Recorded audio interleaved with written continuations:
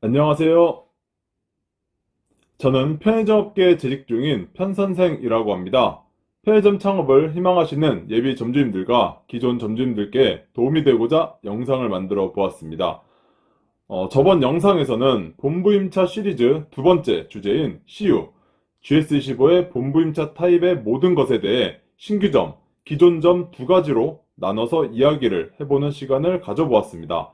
오늘은 세븐일레븐 본부임차 타입의 모든 것에 대해 이야기를 해볼 텐데, 세븐일레븐은 이야기할 내용들이 정말 많습니다. 타 브랜드들과 다르게 담배권 소유가 누구냐에 따라 B타입과 안정타입, 이렇게 각각 다른 타입이 존재하며 투자금이나 조건, 계약기간 등 기준은 존재하나 타 브랜드와는 다르게 예외가 많이 존재합니다. 이 모든 것들을 한번 오늘 영상에서 알아보도록 하겠습니다. 표 먼저 보시면서 설명드리겠습니다.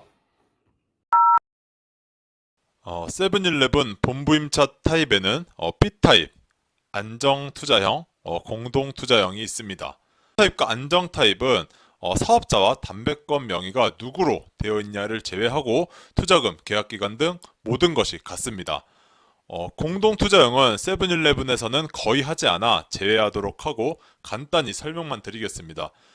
공동투자형은 CU의 G1 타입과 비슷한 타입으로 점주님과 본사가 권리금 및 임차 비용에 대해 50%씩 투자를 하고 배분 금액을 6대4로 나누는 타입입니다. 전기료 지원은 없으며 담배권은 본사 소유입니다. 공동투자형을 주로 하지 않는 이유는 아마도 개인적인 생각입니다만은 B타입과 안정투자형에 비해 점주님들의 수익이 좋지 않습니다. 매출이 250만원 이상이 되는 높은 곳들은 공동투자형도 나쁘지 않을 텐데 안타깝게도 세븐일레븐의 평균 일매출은 140만원 정도입니다. 공동투자형 타입으로 일매출 140만원이면 점주님 수익이 답이 없습니다. 차라리 B타입이나 이 안정투자형 같은 타입으로 해서 조건을 더 받아내면 그나마 점주님 수익이 조금 더 낮습니다. 투자금은 가맹가입비 770만원, 상품보증금과 소모품 준비금 1,500만원, 합이 2,270만원입니다. 예치보증금은 최소 2천만원이라고 이렇게 나와 있는데 점포 임대차 비용을 환산배분율로 계산하여 10%를 투자금으로 내셔야 합니다. 예를 들어 보겠습니다. 보증금, 권리금 각 5천만원에 월세 100만원짜리 가게가 있다고 가정해 봅시다. 환산보증금 계산식은 보증금 5천만원 더하기 권리금 5천만원 더하기 월세 100만원 곱하기 100 이렇게 계산을 해보면 2억이 나오고 2억의 10%면 2천만원이니 즉 예치 보증금은 2천만원이 되는 겁니다. 나중에 부동산과 상가 계약을 할 때 이 환산보증금으로 부동산 수수료를 계산하게 되니 환산보증금 계산식은 알아두셔서 나쁠 건 없습니다. 인테리어와 집기 및 전산 장비는 본사 무상 지원이라고 나와 있는데 거의 99% 본사 부담으로 추가 시설이 필요하시면 본사 점포이기 때문에 웬만해서는 다 해주고 있습니다. 점포 임차권은 당연히 본사가 갖고 있고요. 계약 기간은 원칙은 4년입니다. GS25는 4년, CU는 5년으로 편의점 3사가 비슷비슷합니다. 이번엔 조건입니다. 24시 영업을 한다고 가정했을 때 기본 배분율이 45%이며 예상 매출과 본사 투자금에 따라 추가 배분율을 더 드릴 수 있습니다. 추가 배분율에 대해서는 기준이 딱히 없어서 본사 투자금을 아끼거나 예상 매출이 높으면 그만큼 많이 드릴 수 있는 게 장점입니다. 반대로 본사 투자금이 비싸거나 예상 매출이 낮으면 조건을 얼마 받지 못하니 그게 단점이 될 수 있습니다. 보통 50% 정도대로 계약을 많이 하는 것 같습니다. 24시 미운영을 하게 되면 기본 배분율이 40% 플러스 알파가 됩니다. 오픈 지원금은 24시간 영업 기준으로 500만원을 계약 기간 동안 지원해주는데 타 브랜드와 마찬가지로 500만원을 딱 지원해주는 게 아니라 이것저것 비용을 차감하면 400만원 정도 수준이 될 겁니다. 영업지원금을 받으실 생각을 하고 편의점을 하시려면 아예 시작도 안 하시는 게 낫습니다. 전기료 지원은 타 브랜드들과 다르게 아직까지도 50% 지원을 해줍니다. 타 브랜드들은 신규 계약 기준으로 전기료 지원이 아예 없어졌는데 전기료 지원은 세븐의 가장 큰 장점입니다. 표를 보면서 말씀드리고 싶은 내용들은 다 끝났습니다. 더 중요한 내용이 남아있는데 이번엔 B타입과 안정타입에 대해 깊이 알아보도록 하겠습니다. 안 될 수도 있겠지만 점주님들께서는 세븐일레븐 본부임차 타입을 선택하실 때 조금이라도 유리한 타입으로 해달라고 요청하시면 좋을 것 같습니다. B타입은 담배권 명의가 점주님 소유인 타 브랜드 본부임차 타입과는 다르게 담배권 명의가 주 코리아 세븐, 즉 법인 명의로 되어 있습니다. 타 브랜드는 본부임차 타입 점포 점주님이 교체가 될 때 기존 점주님 명의이기 때문에 담배권을 폐업했다 다시 따야 되는 번거로움이 있습니다. 하지만 세븐일레븐은 담배권이 법인 명의로 되어 있기 때문에 담배권을 폐업했다 다시 따는 일이 예전엔 아예 없었습니다. 그러다가 약 4년 전쯤 GS15, CU의 본부임차 타입처럼 담배권의 소유가 점주님에게 있는 안정 타입이 신설이 되었습니다. B타입과 안정 타입은 투자금, 가맹 조건 등 모두 다 같으나 단지 담배권의 명의가 점주님이냐 본사냐의 차이로 갈라집니다. 자, 그럼 점주님과 본사 입장에서는 어떤 타입이 유리할까요? 바로 안정 타입이 점주님, 본사 모두 유리합니다. 큰 차이는 안정 타입은 담배권이 점주님한테 있는 건데 사업자나 인허가 모두 점주님 명의로 되어 있습니다. B타입은 사업자가 법인 명의로 되어 있고 담배권, 인허가 모두 법인 명의로 되어 있습니다. 점주님 사업자는 상품 대리로 나와 있어 특이하게 법인 사업자와 점주님 사업자 두 개가 존재합니다. 여기서 큰 차이가 발생하게 됩니다. 안정 타입은 개인 사업자이고 B타입은 법인 사업자입니다. 법인 사업자이기 때문에 점주님은 여러 가지 혜택을 누릴 수 없고 본사 또한 제한 사항이 많습니다. 가장 큰 혜택은 신용카드 수수료인데 법인은 약 2% 초반대 수수료를 내지만 개인은 1% 정도를 냅니다. 에이, 1%가 얼마나 크다고 라고 하시는 분들이 계실 텐데 1%의 차이를 비교하기 위해 예를 들어 보겠습니다. 세븐일레븐 20년도 일평균 매출이 약 140만 원입니다.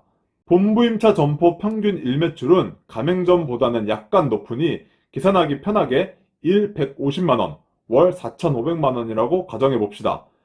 매출의 약 80% 정도가 신용카드 사용이라고 가정을 하면 4,500만 원 곱하기 80%는 3,600만 원이며 여기에 1% 수수료 기준으로 1%를 곱하면 36만 원이라는 금액을 신용카드 수수료로 내게 됩니다.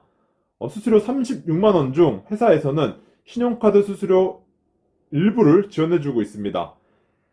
기본 배분율대로 지원을 해주고 있는데 점주님이 신용카드 수수료의 45%를 부담하시고 본사에서는 55%를 부담하게 됩니다. 점주님은 부담이 45%, 즉 16만 2천 원을 부담하셔야 하고 본사에서는 55%, 즉 19만 8천 원을 부담을 하고 있습니다. 1%에 16만 2천 원을 부담하셔야 하는데 매출 150만 원 기준으로 1%를 아끼게 되면 점주님은 16만 2천 원이라는 금액을 아낄 수 있다는 계산이 나옵니다. 본사 입장에서는 본부임차 타입의 점포가 1만 개 중 35%, 약 3,500개 정도가 되는데 만약 3,500개가 B타입에서 모두 안정 타입으로 바뀐다고 가정을 해보면 신용카드 수수료 약 1% 정도를 아낄 수 있겠죠. 아까 신용카드 수수료 31만 5천 원에서 본사 지원금이 55%, 약 19만 8천 원을 아낄 수 있고 본부임차 점포가 총 3,500점이면 19만 8천 원 곱하기 3,500점, 월 약 6억 9천만 원의 본사 손익이 증가가 되고 연으로 따지면 약 83억이 본사 이익으로 돌아오게 됩니다. 참고로 신용카드 수수료 지원은 이마트24를 제외하고 GS25나 CU도 기본 배분율 지원이 되고 있습니다. 어쨌든 그래서 작년부터 담배 이슈가 없는 곳들에 한해서 B타입에서 안정 타입으로 바꾸려 하고 있고 빨리 바꾸라고 영업팀들을 압박하고 있다고 합니다. 재작년 적자에 작년 겨우 적자를 면한 세븐일레븐에게 신용카드 수수료 1% 인하는 영업이익을 올리기 위한 몇 안 되는 방법이니 이렇게 열을 내고 있는 겁니다. 담배 거리가 50m에서 100m로 늘어나면서 안정 타입으로 바꾸고 싶어도 바꾸지 못하는 곳들도 많은데 어떻게 보면 담배권 알박기처럼 세븐일레븐 회사가 망할 때까지 담배권을 쭉 가지고 있을 수 있게 되어 오히려 5년, 10년 장기적으로 봤을 땐 담배권이 본사 명의로 가지고 있는 게 타 브랜드들에 비해 당장 월 몇 억씩 손해를 보더라도 장기적으로 기다리면 엄청난 장점이 될 수도 있습니다. 신용카드 수수료 이야기로 많이 길어졌는데 안정 타입을 하시는 점주님들께 또 다른 장점은 부가세 환급과 지역화폐 결제입니다. 타 브랜드 점주님들은 부가세 환급을 받으시는데 세븐일레븐 B타입만 부가세 환급을 받지 못합니다. 안정 타입으로 바뀌게 되면 3개월에 한 번씩 부가세 환급을 받을 수 있고 회사 입장에서는 매출액이 그만큼 제외가 되기 때문에 세금 문제에서 조금이나마 자유로울 수 있습니다. 그리고 경기 지역 화폐 같은 경우에도 B타입은 사업자가 법인 명의로 되어 있어 직영점으로 인식이 되어 대부분 결제가 안 된다고 합니다. 요즘엔 B타입 모두 안 된다고 들었는데 회사 차원에서 조치를 빨리 취해줘야 될 것 같습니다. 만약 안정 타입으로 바꾸게 되면 개인 사업자가 되니 이런 걱정은 하지 않으셔도 됩니다. 크게 신용카드 수수료, 부가세 환급, 지역화폐 결제 이렇게 세 가지가 점주님, 회사 모두의 장점이며 세븐일레븐 본부임차 타입으로 오픈을 할 시 담배권 취득 문제가 없다면 안정 타입으로 오픈하시는 걸 추천드립니다. 지금까지는 신규점 기준으로 말씀드렸고 다음은 기존점 본부임차 타입에 대해 말씀드려 보겠습니다. 투자금은 신규점 기준과 같고 가맹 조건도 마찬가지로 같긴 하나 약간 다릅니다. 기본 배분율이 45%에 추가 배분율이 있다고 말씀드렸습니다. 신규점은 예상 매출과 본사가 처음에 투자한 금액에 따라 받을 수 있는 추가 배분율의 숫자가 달라졌다면 기존점 같은 경우에는 현재 매출이 나와 있기 때문에 물론 본사 손익도 중요하지만 일정 금액의 정상금을 점주님께 맞춰드리기 위한 추가 배분율을 산정을 합니다. 매출이 낮으면 적자가 나더라도 그만큼 정상금을 맞춰드리기 위해 추가 배분율이 높아지고 매출이 높으면 그만큼 추가 배분율이 낮아집니다. 매출이 100만원 이하면 어떤 곳은 추가 배분율이 35%로 기본 배분율 45%에 추가 배분율 35%로 총 80% 이상인 계약도 있습니다. 그리고 기존 점에는 영업 장려금이라고 0에서 60만원이 추가로 존재합니다. 영업 장려금은 점주님들께 운영 의지를 높여주기 위해 본사에서 만들어 놓은 제도인데 유니폼 착용 여부, 중점 상품 발주, 전년 대비 매출 상승 등 항목을 세분화시켜 모두 다 달성을 하면 최대 60만원을, 하나도 달성을 못하면 빵원을 드리는데 보통 40만원 정도는 평균적으로 가져가신다고 보시면 됩니다. 세븐일레븐 기존점은 수도권 기준으로 약 600만원이라는 정상금을 맞춰 드립니다. 아직 요즘 인건비가 9,160원, 내년에는 9,620원인데 주유수당을 안 준다 쳐도 24시간 영업을 하면 인건비만 650에서 700만원이 나오는데 인건비도 설마 안 맞춰주나요? 예, 맞춰주지 않습니다. 들어가셔서 매출을 많이 올리시라고 합니다. 그런데 주의해야 될 사실이 있습니다. 추가 배분율에 한도가 걸려 있습니다. 매출을 120% 정도 올려야 인건비 수준이 나올 텐데 추가 배분율에 대해서만 금액 한도가 걸려 있어 매출을 아무리 많이 올리면 올릴수록 추가 배분율은 한도가 걸려 있기 때문에 일정 금액 이상 가져갈 수가 없고 기본 배분율 45%에 대해서는 한도 금액이 없습니다.